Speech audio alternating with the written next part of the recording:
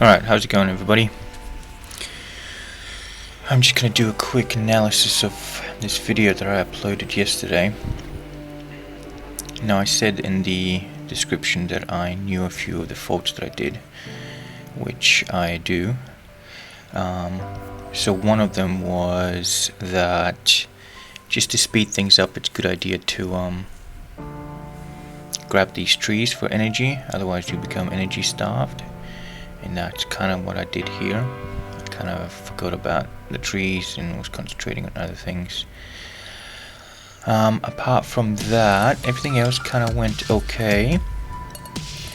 The main thing that I did also notice is, we haven't gotten to that part yet, but I didn't do any water because I'm used to trying to get the under 10 minute and under 8 minute that I totally forgot about water, and I need water here to kind of keep all the mass extractors from getting conquered across the map. And that's what happened. Basically, they came up all the way to my base here and got all that mass, which means that they can just build a lot more, build it a little bit quicker.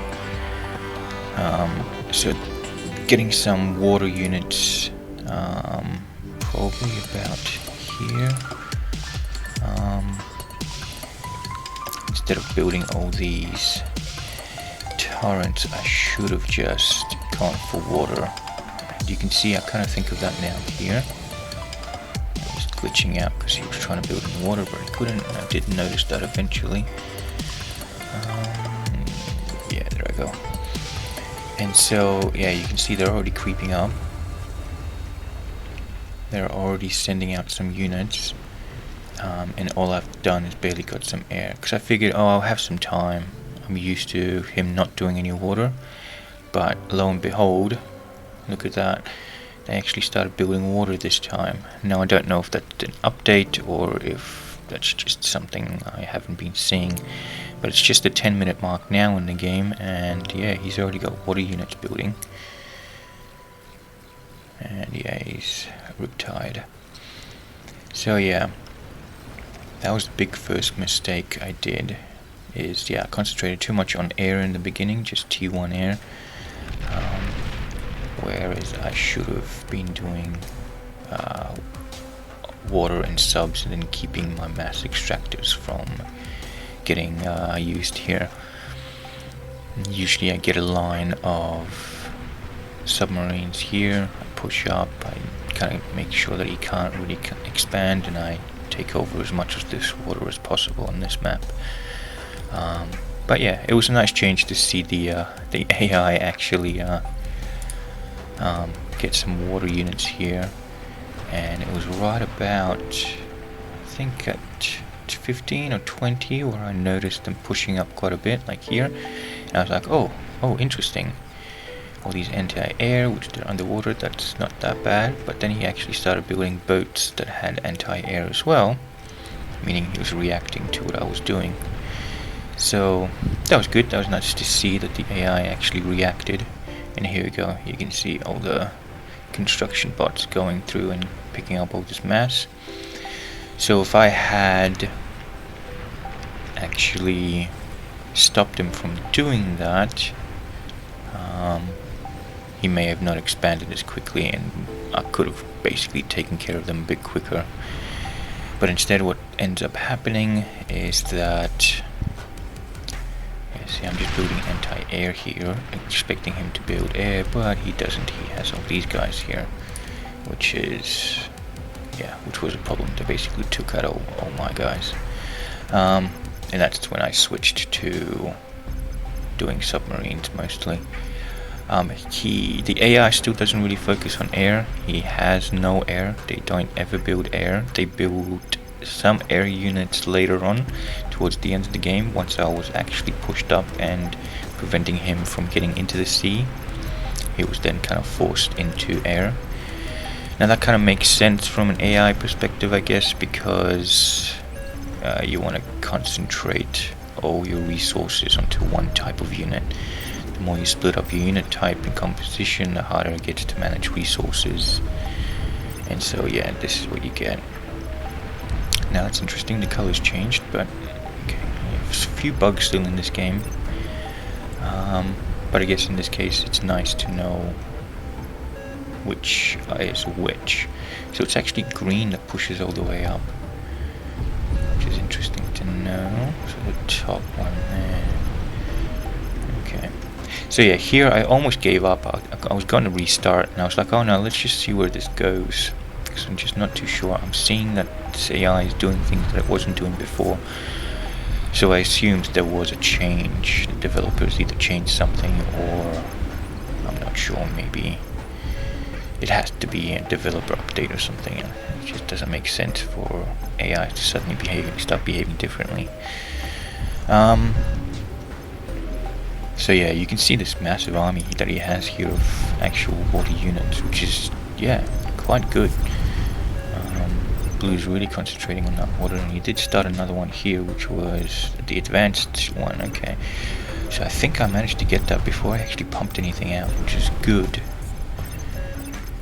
It'll be interesting to see if playing just a single AI again, this is what he'll do, or if it's because there's a second one here and he's kind of like, okay, well, I can't use that top half, I might as well expand this way, and building a water is enough.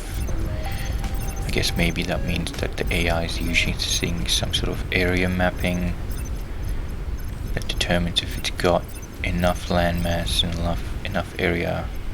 It will decide on the unit composition then, or as if it sees enough land, it will just concentrate on land.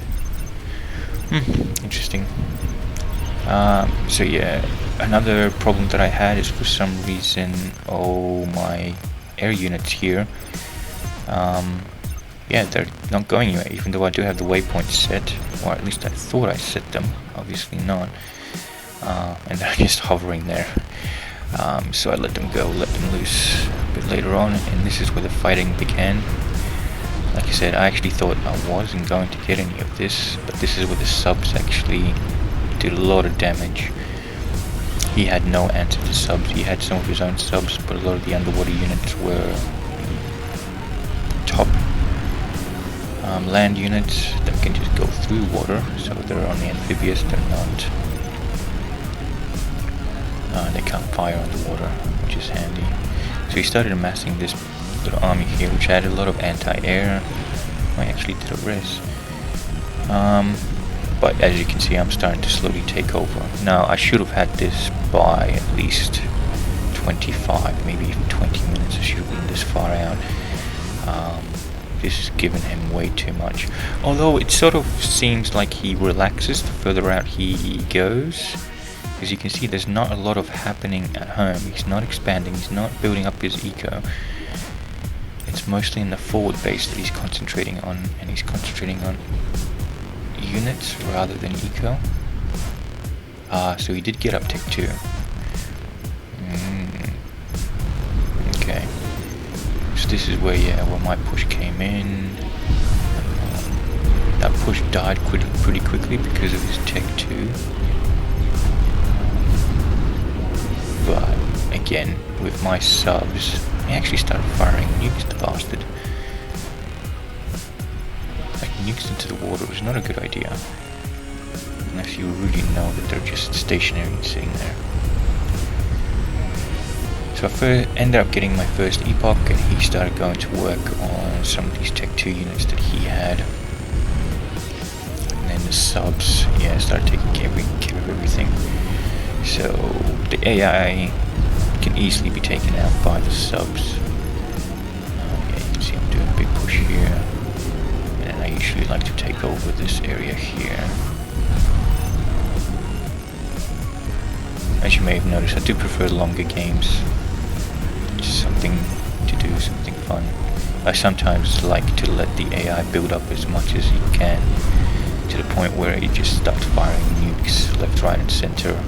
After that, that's when I start trying to take over.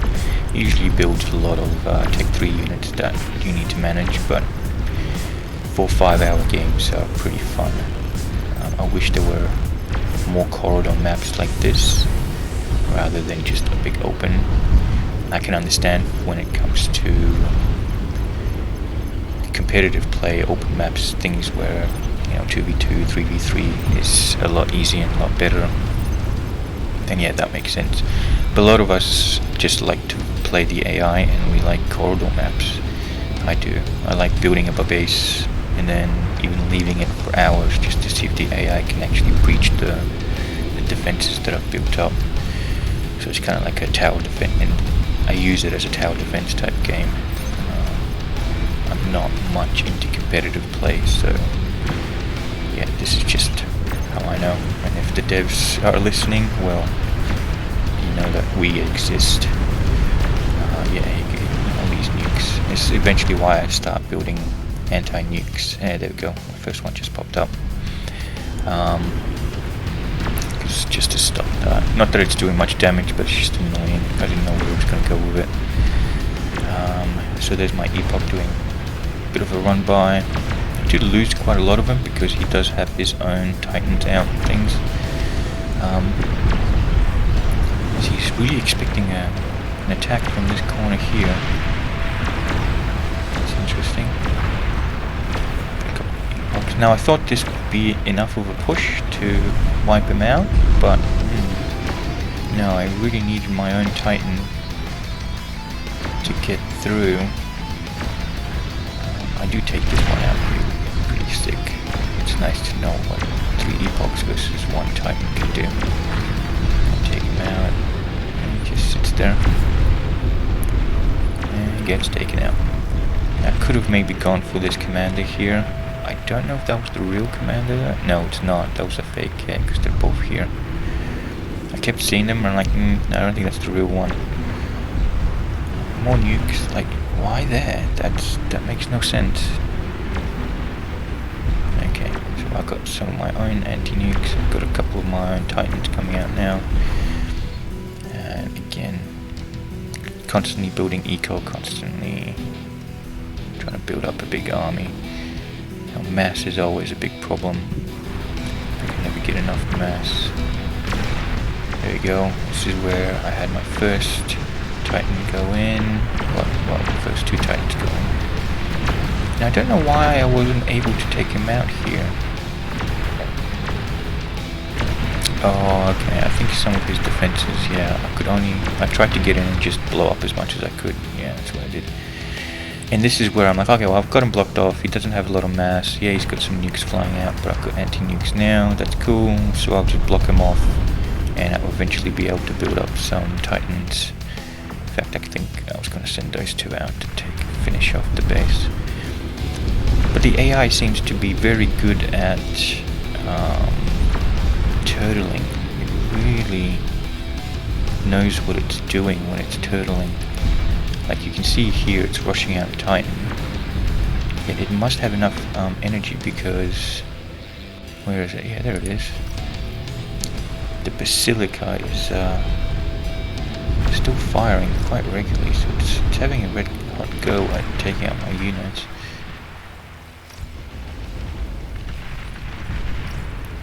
And then yeah, he does have some of these Marauders here.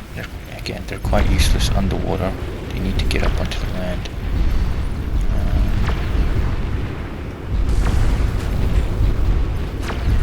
And then there you go, now he's building some air. So where's that air factory that he built? Where's the air factory? Oh, there it is. Double air factory there, coming up. Alright, so yeah, he built that air, but that's it. It was a little bit of a... Oh, no, he's got too much anti-air. I'm not going to build any more air. I'm just going to concentrate on building Tech 3 stuff. Now, I was going to get some air to prevent him from getting all this mass, because that's basically what's allowed him to keep pumping out units here, and then get this Ragnarok going. I mean, look at that. It's getting built real quick.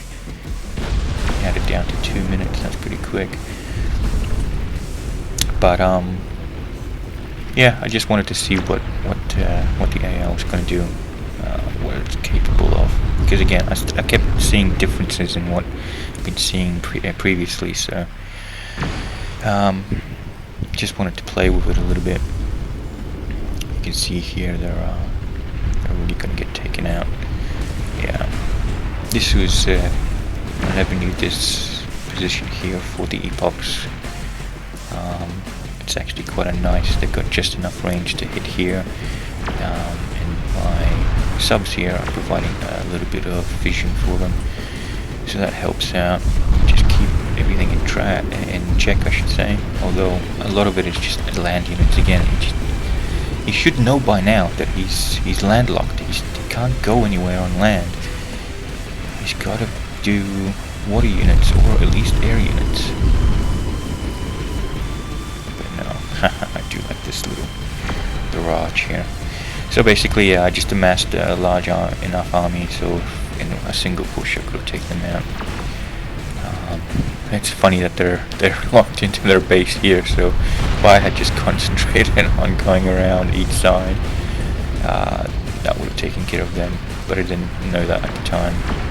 Scouting is quite hard in this game because there's not a lot of units that can get through defenses, even light ones, long enough to do any damage. Maybe enough to do some scouting, but no damage.